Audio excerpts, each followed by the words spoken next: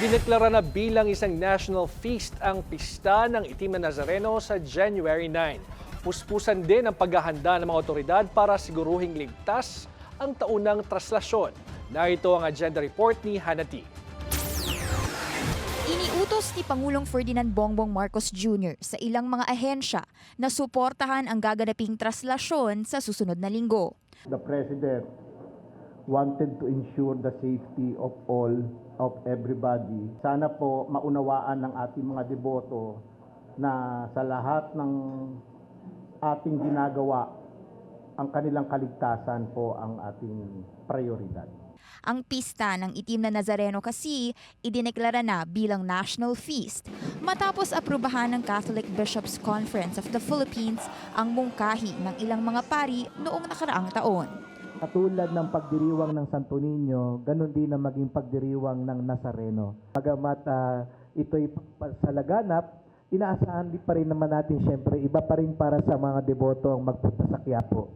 Kasado na rin ang request ng Manila LGU sa Office of the President na ideklara ang January 9 bilang non-working holiday.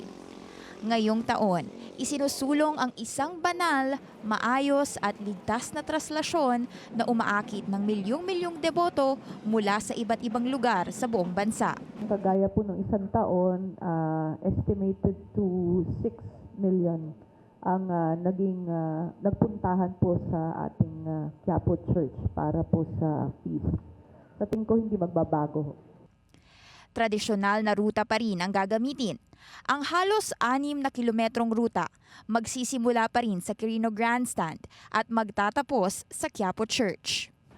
Ang ilang road closures magsisimula na gabi pa lang ng January 8, maliban kung may emergency at kinakailangang assistance sa mga otorisadong sasakyan. Bagamat wala pa namang naitatalang mga insidente o banta, ilang araw bago ang traslasyon, pinag-iingat na ang publiko maging sa kalusugan at iwasang halikan ang imahe ng Poong Nazareno para maiwasan ang health risks. Tulad din ng mga nakaraang taon, pinapayagang dalhin ang maliliit na replika, rosaryo, raincoat sakaling umulan, komportableng sapatos, malinaw na plastic na supot ng basura at iba pa. Bawal naman ang malalaking imahe ng Nazareno, mga banner, baril, drone, malalaking bag, tent, alagang hayop at anumang matutulis na bagay na maaaring makasakit sa iba. Nagbabala rin ng simbahan laban sa pagkalat ng mga unverified information para maiwasan ang pagkapanik ng mga deboto. Ito ay hindi makakatulong po para maging banal at maayos at ligtas ang ating pagdiriwang. Panawagan din ng COMELEC sa mga politiko, huwag na sanang samantalahin ang okasyon para sa kampanya. Hindi ba parang pagwawalang hiya yun dito sa isang sagrado na aktibidad? Mahaba naman daw kasi ang oras nila para gawin ito sa darating na campaign period. Last year, umabot sa halos 15 hours ang prosesyon. Bagamat wala pa namang estimated time kung kailan matatapos ang traslasyon ngayong taon, handa namang mag-adjust ng mga otoridad batay sa dami at usad ng tao.